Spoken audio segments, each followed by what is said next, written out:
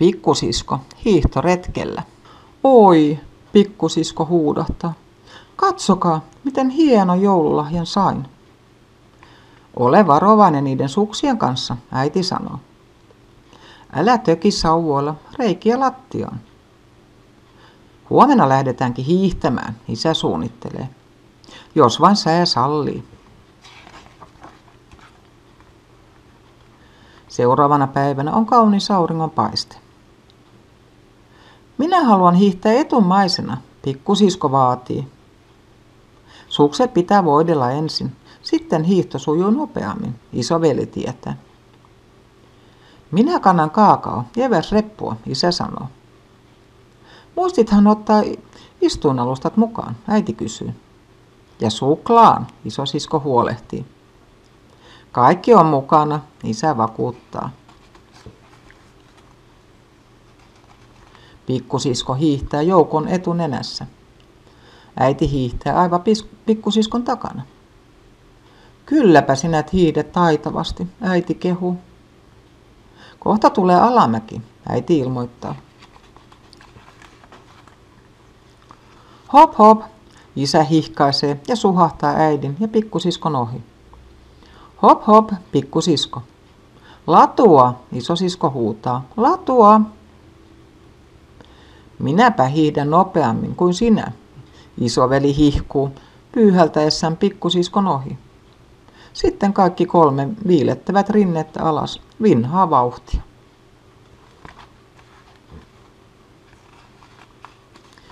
Varovasti huutaa äiti. Pikkusisko kiiruhtaa heidän peränsä. Ole varovainen, äiti huutaa. Pikkusiskon sukset liukuvat rinteessä niin nopeasti, että hän kaatua muksahtaa ja luisuu alas pyllymäkeä. Isä, isosisko ja isoveli katoavat metsän uumeniin. Äiti laskee rinnettä pikkusiskon vieren. Hän auttaa pikkusiskon pystyyn ja pyyhkii lumet pois hänen vaatteistaan. Tule, otetaan muut kiinni, äiti sanoo. Isä, odota, pikkusisko huutaa. Isä. Mutta isä ei kuule mitään. Kaiken kukkuraksi pikkusiskon sukset menevät koko ajan ristiin ja hän kaatuu uudestaan.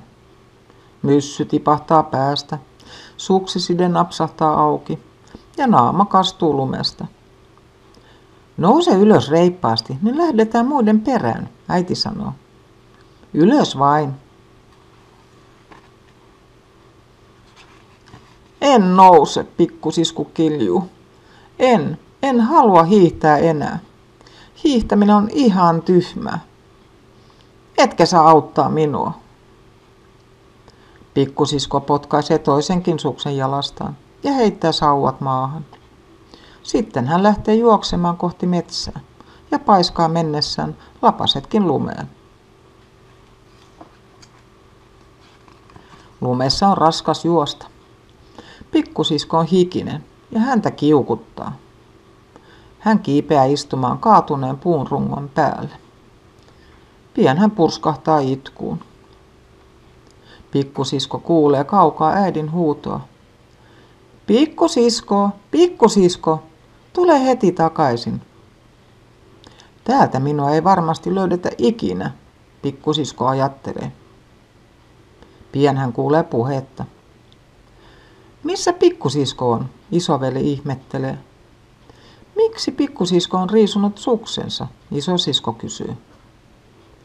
Minä menen etsimään häntä, isä sanoo, ja seuraa pikkusiskon jalanjälkiä metsään.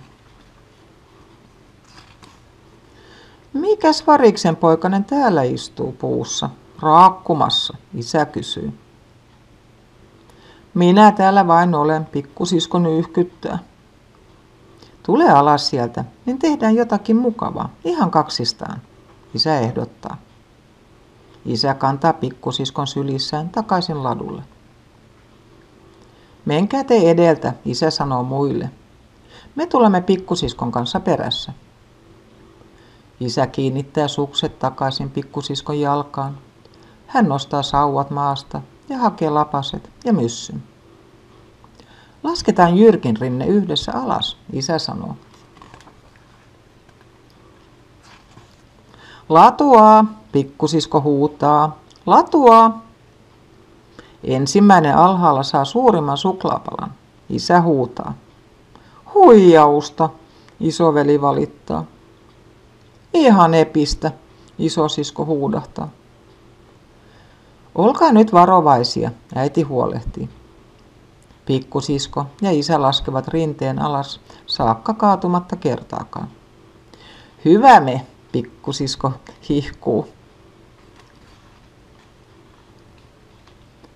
Tässä on hyvä levähdyspaikka, isä sanoo muidenkin päästyä rinteen juurelle. Isä panee omansa ja äidin sukset vierekkäin lumeen ja asettaa niiden päälle istuinalustat. Äiti ottaa termospullon ja eväät esiin repusta. Nyt nautitaan ihanasta päivästä, äiti toteaa. Niin tehdään, isäkin sanoo ja ottaa anorakkinsa taskusta 5 yhtä suurta suklaapalasta.